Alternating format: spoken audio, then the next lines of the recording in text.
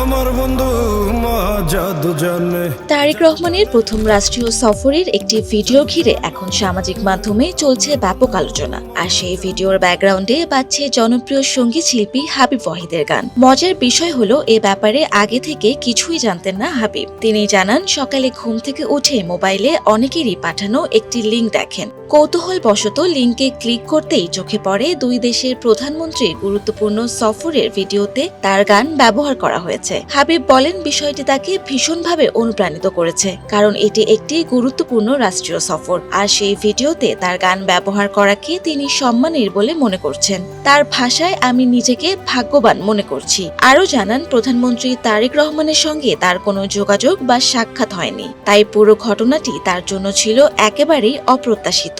ভক্তদের ভালোবাসাকেই সবচেয়ে বড় প্রাপ্তি বলে উল্লেখ করে হাবিব বলেন, মানুষের ভালো লাগাই তার সঙ্গীত জীবনের সবচেয়ে বড় আনন্দ।